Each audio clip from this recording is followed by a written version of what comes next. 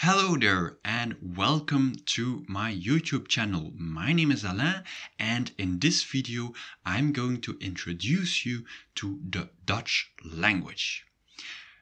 Choosing to learn Dutch is a great choice because there are about 45 million speaking the language. However, only 25 million of them are native speakers and they're mostly located in the Netherlands and in Belgium. Learning Dutch is really easier than other languages because it is one of the languages that is the closest to English. So there are many words that are similar, many constructions that are similar.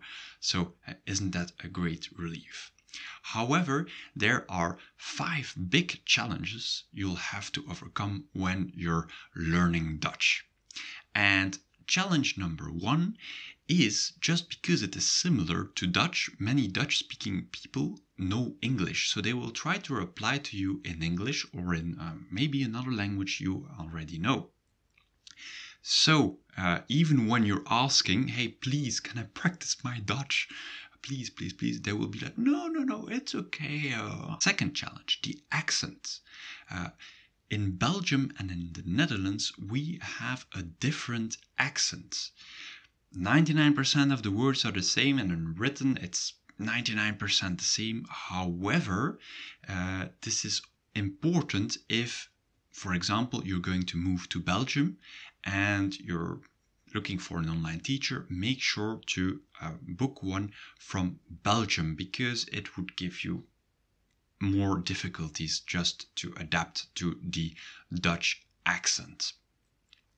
Challenge number 3. Pronunciation. These sounds.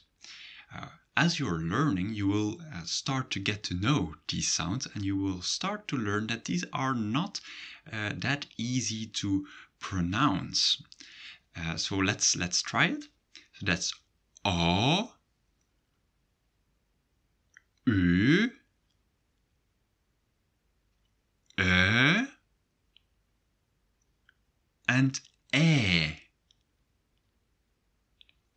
And these are 4 different sounds, believe it or not. They're called the diphthongs, and they are really one of those features in Dutch that are, well, typically Dutch. Challenge number 4 is the word order. What do you think about this sentence? Now think I that it correct is. That doesn't sound anything like English, right?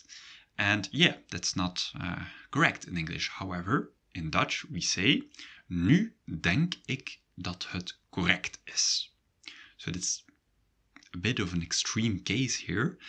So mostly Dutch will follow the English word order. So don't worry too much about that. And the last challenge is that there are many rules. And sometimes it doesn't make sense actually to learn these rules. It's better to practice and see where it goes. I'll give you one quite extreme example. Usually, when you have a short vowel and then a consonant at the end of the word, at the end of a noun, for example, rok, it means skirt. You will double the consonant at the end if you want to put it in the plural. So in rok to be rokken. You see 2 K's there, right? If not, it will be roken, and that means to smoke. And you don't want to mix up skirts with smoking, right? However, this is, well, a normal rule, and that's not the rule I'm talking about. Now we're going to see another word, which is monnik. It means monk. Very similar to English. Great, you learned a new word in Dutch. But when, and that's here the rule comes, if the stress is not on the last syllable, and if the noun ends with, and I had to look that up, so it's the noun ends with el, em, en, er, es, et, ig, ik, il, it, then in the plural you will not double the consonant. So that's monniken. Does it make sense learning this rule by heart? No. But this is one of the extreme cases where, well, it's better just to practice and you'll see where you get. I mean, I'm not going to be really angry, even if a native speaker will make that mistake, so don't worry about that. Now, we've seen a few extreme cases. Don't let it demotivate you. These things, they will come up eventually, but pay attention when they come up. You know, you'll have to study a little bit more for these 5 challenges. I hope I've interested you to continue learning Dutch, and make sure to subscribe to this channel. You will find many videos to help you with these challenges and with the other challenges when it comes to learning Dutch. Alright, see you in another video.